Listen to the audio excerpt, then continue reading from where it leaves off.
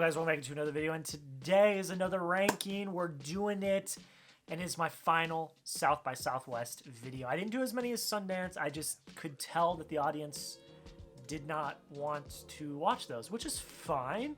Other content is more important anyways, and we got some good content coming out this week. I will say that off the top, but I still want to rank them all for you guys. I did it for Sundance. I'm doing it here. So we are going to rank all 27 South by Southwest films I saw. I saw more than Sundance. I made that my mission. I tried to get to 30, but time just ran out. And here we are. But basically what's going to happen is I'm going to kind of get through 27 through 11 rather quickly. I will give some thoughts. A lot of them are short films. I saw a lot of short films while I was at the festival. So I'm going to kind of get through those kind of quickly, but then 10 through 1, I will go more in detail. Some of those films I have already done reviews for, so if I did a review for them, I may not give as big of a review, but for the ones I have not talked about yet on the channel, I will be giving, you know, a good review to suffice. So, I mean, at number 27 is Soak. Now, it's alright. Excuse me, it's alright. I'm trying to pull up my review just so I can see what I said. It's an interesting short. It is.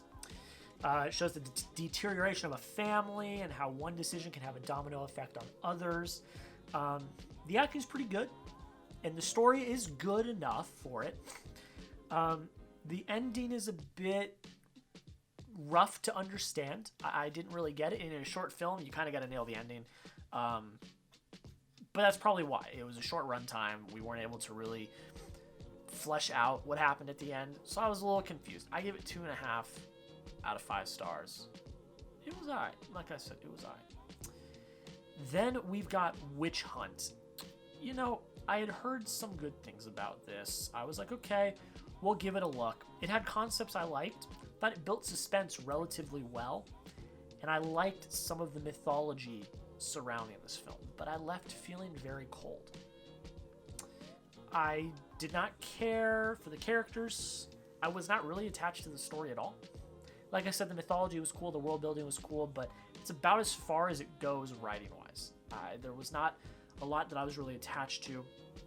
The ending left me very far from satisfied. I was locked in due to some of the suspense. I wanted to see where it went, but then when it went to certain places, I was like, that's a bit of a cop-out, and I just wasn't the biggest fan of it. I also gave that 2.5 out of 5 stars. It is what it is. Then we've got, at number 25, Potato Dreams of America. I know it sounds ridiculous, and it kind of was. I understand what they're going for. I do. I get what they were going for. It just didn't completely land. So I liked aspects of it. There were things I liked about it, but the overarching themes and what, you know, the overarching, like, goal of what they were trying to get out of this movie didn't completely land. It shifts tonally from dark comedy to serious drama, and it's rather jarring and confusing at times, so that was kind of difficult to follow. And you know, that's kind of what I can say. I enjoyed some of the themes. Some of the themes were all right, and I did like the ending. That was a nice little bow on top, but you can nail the ending, but the rest of the film's not great. Can't really come back from that. So I gave it 2.5 out of 5 stars. It was fine. It was fine. Then at number 24, we've got Broadcast Signal Intrusion. Now, this is one I had debated whether I would watch it or not, and then I was like, I'm just gonna watch try to get through as many horror scary movies that I wanted to watch as I could. That's where I watched like Witch Hunt and some of the other ones I'm gonna talk about later. It's got very interesting concepts. It does. I was very intrigued. I was locked in from the start. Tense. The writing was very tense. There was great tension all throughout this film, and there was some scarily good performances, especially from our main character. The film struggled with a lack of direction. It felt like it was just throwing ideas at the wall and seeing what would stick. And it didn't feel very cohesive. So that was something that I struggled with a little bit. And it also had really big pacing issues. Concepts and tension are good, but the execution slacked. But Still gave it 3 out of 5 stars. It was not too bad. Like I said, I enjoyed aspects about it. Then we got I'm Fine, Thanks for Asking. It's tough. It's tough. It is a tough film. And by that, I mean like the story. It's tough. It's hard to watch. It's real. It's just hard to watch. You got a fantastic performance from our leading lady. She's absolutely fantastic. But the problem was the feeling of the film and the emotion. It was very consequential. It didn't feel earned. So there's a lot of like holes in this where it's like, well, if you didn't make that stupid decision, or you didn't make that stupid decision, or you didn't make that decision, this wouldn't have happened, or this wouldn't have happened, or this wouldn't have happened. Now, I get what they were going for, but I wasn't attached to the characters. I wasn't. There were times where I was like, oh, that's kind of sad, but I wasn't attached to the characters. You know, but it's just, you know, it will make you feel inside. It will make you feel bad. It will. But I didn't feel the genuine emotion. I felt like, oh, yeah, this is a crappy situation, but how did we get here? And that was kind of the biggest issue I had with it. I still gave it 3 out of 5 stars. You know, middle of the road film. You know, what you can expect from a festival. You know, you get some of the films like that. Then we got The Drover's Wife, The Legend of Molly Johnson. This was a very intriguing one for me. I had been kind of looking forward to it. Beautiful score. Fantastic performance from our leading lady, who I believe also directed. I can look that up right now. Yes, she did. Great, you know. Those are the high notes. But this film is long. A long film. Very long. And you can feel that. You can feel that. And I get some of the aspects. You know, there were some nice lingering shots. Some of the cinematography was okay. But there's a lot of parts in this film that I can go back and look, and I'm like, yeah, you can kind of chop that. You can trim that a little bit. You can cut that. You could save some of the runtime. So it had a clear pacing issue, which was something that I wasn't the biggest fan of. But there were themes I liked. It tackled some very difficult issues, and I thought it did it all right. But, you know, in the grand scheme, it was okay. I gave it 3.5 out of 5 stars. It was on. It wasn't like terrible or anything like that. Then we have Here Before. This one is actually kind of interesting. You know, I kind of ended up actually enjoying this one a little bit. It swung for the it swung for the fences, and it hit a long pop fly. I will say that. I think it tried to be more clever than it was. I liked some aspects of it, but the reveal, I did not dig. I didn't dig it.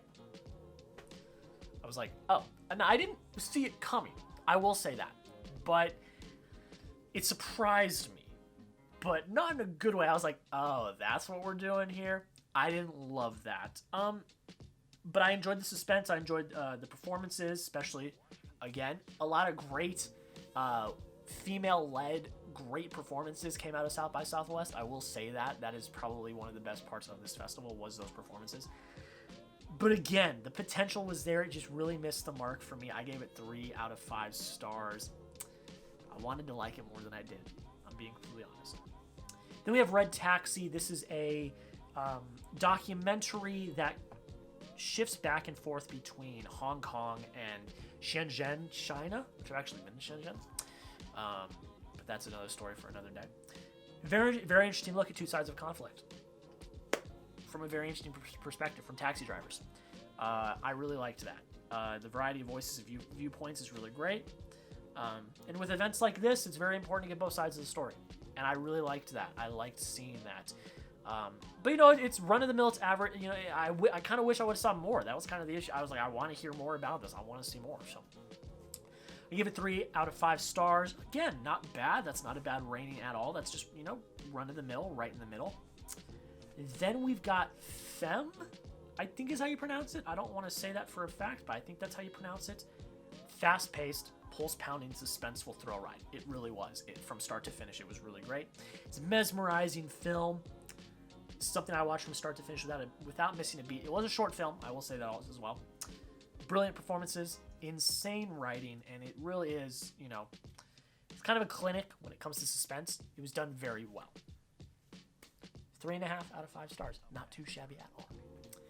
Then we've got The Last Cruise, a short doc done by HBO using, I don't want to say found footage because it wasn't found, but it's first-hand personal footage on, I forget what the cruise is called. It's like the Royal Diamond or something like that.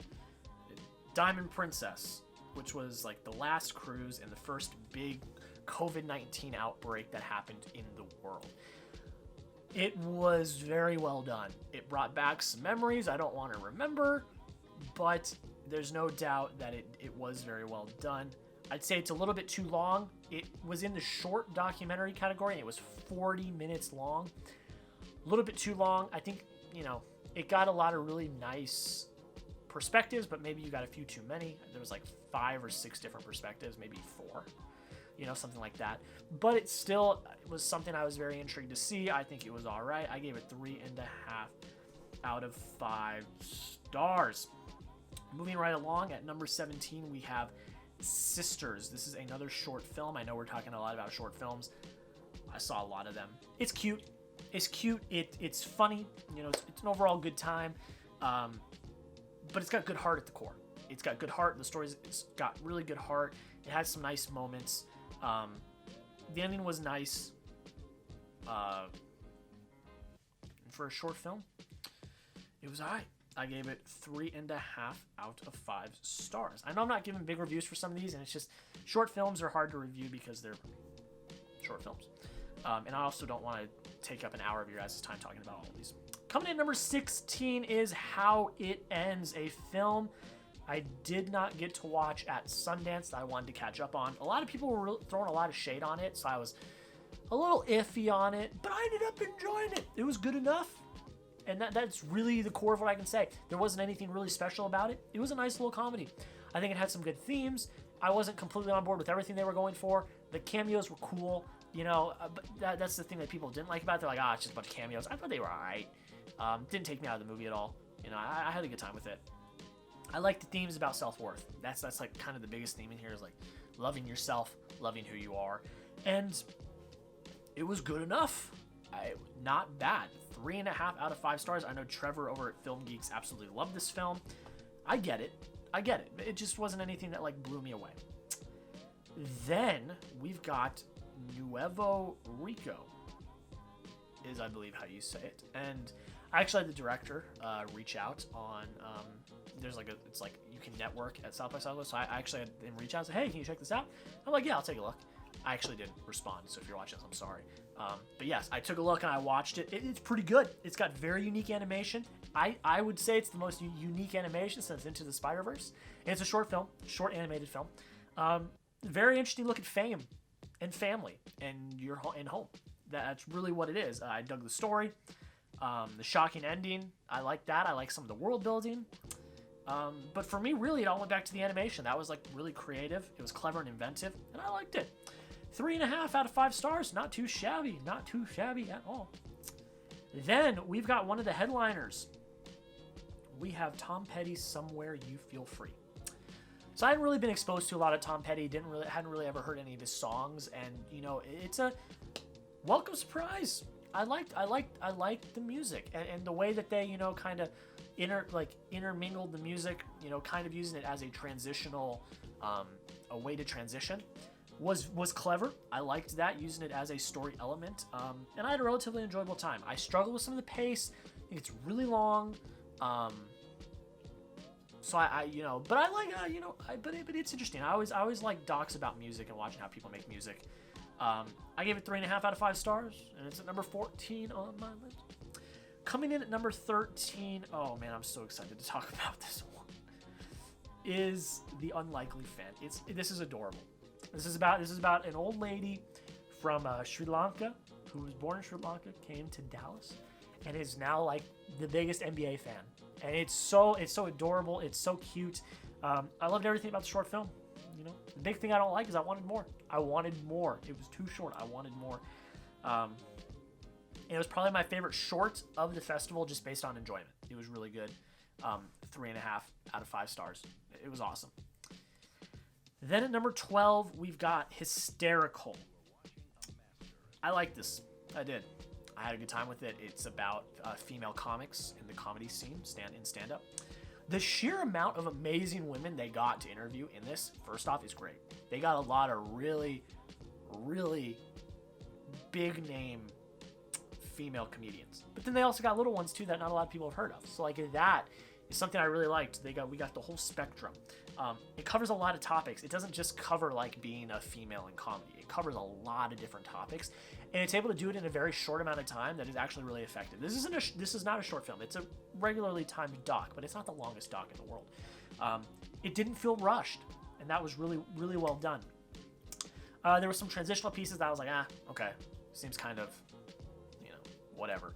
But I liked seeing the stand-up jokes. I love stand-up. I think it's an art form that I could never do, and I truly believe that. I love stand-up, and it covered a very important topic, and that was done very well. 3.5 out of 5 stars. I had a good time with it. And then at number 11, we got Bruiser. I believe this is the last short film we're going to talk about. Kids are the worst. Kids are the worst, and that's what this shows. The themes cut very deep. The performances show that as well. Legacy is a big underlying theme. That's the huge thing about this. It bites at a level that is crazy. It really does. The runtime flew by. It is a short film, but the runtime still flew by. And the writing kicked butt. It really did. It really floored me. It was really well done. 4 out of 5 stars. Pretty good. It comes at number 11 on my list. Coming in at number 10 is actually, I believe, the first thing I watched at South by Southwest, and that is Kid Candidate. A very well done, very well constructed documentary. I'll say that up front. About a topic never covered in politics, like local elections, local city council elections. Hayden, who is the main character of this, is a very interesting person. He really is, and it's a really, really brilliant story if you really look at it. I'm not gonna spoil it for you guys. I had a blast with this. It was the first thing I saw. I had a really, really great time with this doc, and when it comes out, whenever it does, y'all should go watch it because it was a lot of fun. I gave it 4 out of 5 stars, and it's at number 10 on my list. Coming in at number 9 is another documentary. There's a lot of documentaries. I watched a lot of documentaries, which was great because I don't watch documentaries a lot, so that was a lot of fun. Coming in at number 9 is the Sparks Brothers. I didn't get to see it at Sundance. I heard it was absolutely fantastic. It's directed by one of my favorite directors, Edgar Wright. So I had to watch. When I knew it was coming to South by Southwest, I knew I had to watch it this time around, and I'm glad I did. An epic documentary. It's very long. It is a long. It's almost 3 hours long. It is a long documentary. So if you're gonna watch it, prepare. Go to the bathroom, get a drink, get a snack, prepare. It is a long documentary, but it's about a subject I knew nothing about. I had no idea who the Sparks were. I had no idea who the Sparks Brothers were. I love it because they are fascinating. They are a fascinating topic, and I am so happy that Edgar Wright gave them justice because I think he did a fantastic job. Is it too long? Yes, it is. But my God, I'd be lying if I said I didn't enjoy it. So when this comes out, because I know it's already been picked up, I think, by Focus Features. It's going to be in theaters this summer. I don't remember what the date is. They do have a date. I just don't remember what it is. When it comes out, watch it because it's so good, and the Sparks deserve more praise and they deserve more notability. It's awesome. 4 out of 5 stars. I had a really great time with it. Number 8 is Women is Losers. And no, I'm not reading that wrong. It literally is Women is Losers. Floored. The acting, storytelling, emotion is fantastic in this. The film tackles extremely hard topics. I'm not going to get into them, but extremely hard topics. And they did it in a way that makes it easy for the viewer to follow. They broke the fourth wall. I know some people didn't like that. I saw some reviews about this. They didn't like that. They broke the fourth wall, kind of Adam McKay-esque, to tell you what's going on. And I appreciated that because I didn't know a lot about what was going on in these topics. Lorenza Izzo, I believe is how you say her name, is a revelation in this film. She is absolutely fantastic. And I think she liked my tweet, if I remember correctly. So thank you if you're watching this. And I started off the festival with 2 bangers because I watched The Kid Candid and then I watched this. And that was awesome. 4 out of 5 stars. Had a great time with it. I wouldn't say I had a great time with it. It was very hard to watch, but it was a great movie. Coming in at number 7 is Ninja Baby. Yes, Ninja Baby. I watched a movie called Ninja Baby. It's a funny, emotional, heartbreaking movie, all combined in a comedy about a girl who doesn't know she's pregnant. It's a mouthful, but it's what it is. It's fantastic. Very creative storytelling that goes between live action and animation. I love that part. You've got nice performances, very interesting writing. Again, this is another kind of hard watch. It is, but it's very rewarding when you reach the conclusion. It is. I dug this film. This was probably the biggest surprise of the festival. Well, besides my number one, but probably one of the biggest surprises, and I loved it. It was awesome. I gave it 4 out of 5 stars. It was great. Then we have, this is a tough one, The Fallout. Heartbreaking on so many different levels. Heartbreaking. The opening scene alone is just absolutely, it's jaw-dropping, but just so heartbreaking. This is a fantastic directorial debut. It is. It's a directorial debut. Brilliant performances. There are moments that I felt were not needed, and they hit the runtime, so I had some pacing issues. But this film left a deep impact on me. I mean, that opening scene is seared into my brain.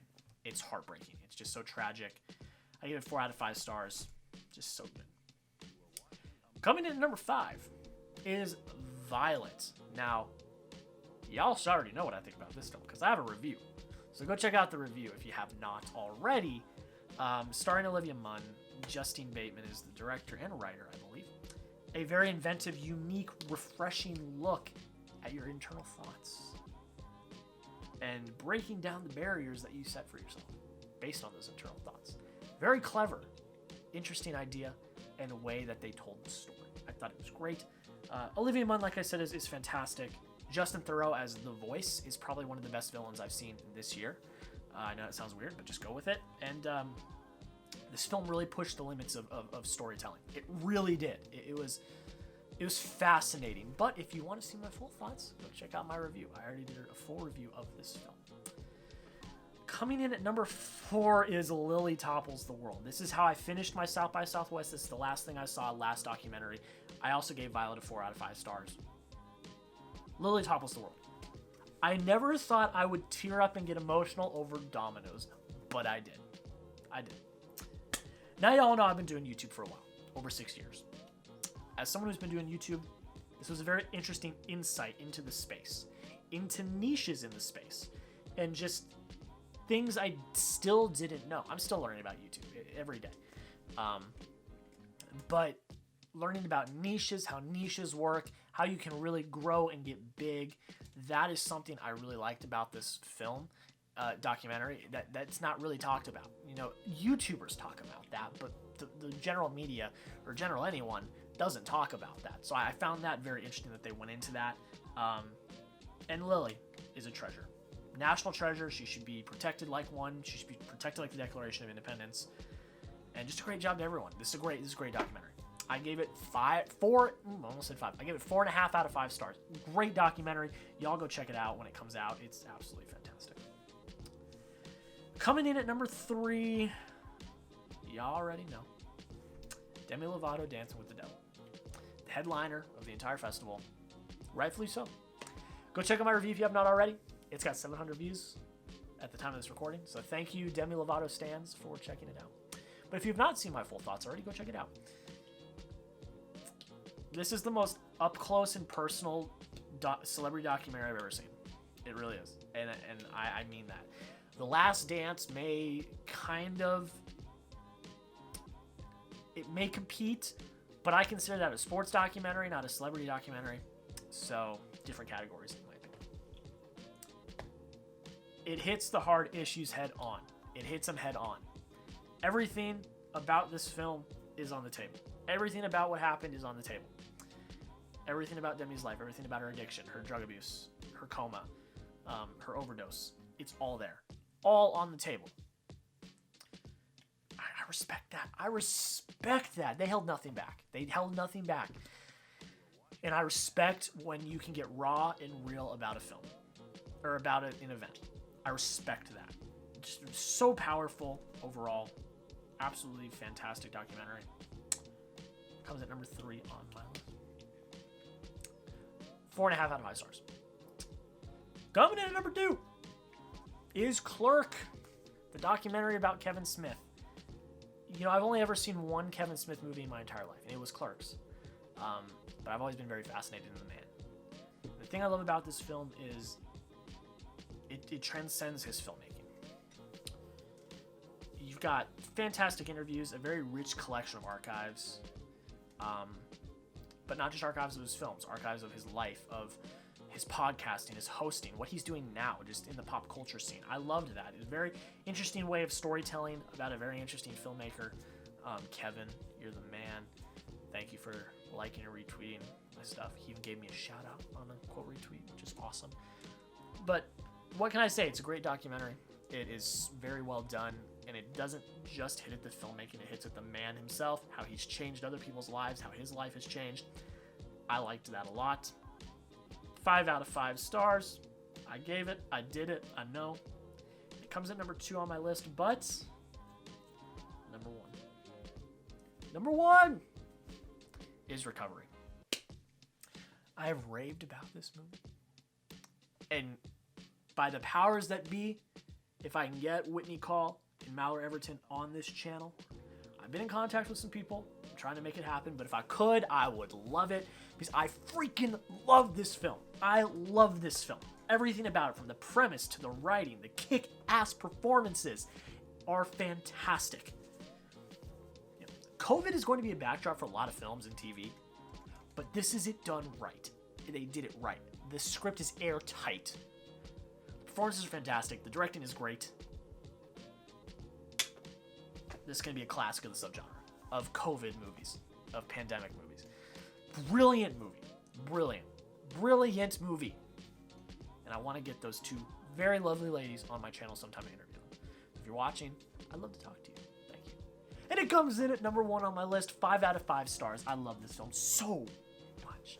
But guys, that is pretty much it. This is a very long video, so I'm going to fly through the end. FinaticFilmReview.com, MusicCityDrivein.com, Twitter and Letterboxd for immediate 2021 movie reactions. And of course, the last thing, if you are interested in the content, please consider subscribing. It really does mean the world, and it is the thing that helps the most, and it's free. You don't gotta pay for it. So that would mean the absolute world if you could drop a subscription if you enjoyed. But guys, that's pretty much it. Have a rest of your day, and we'll see you in the next video.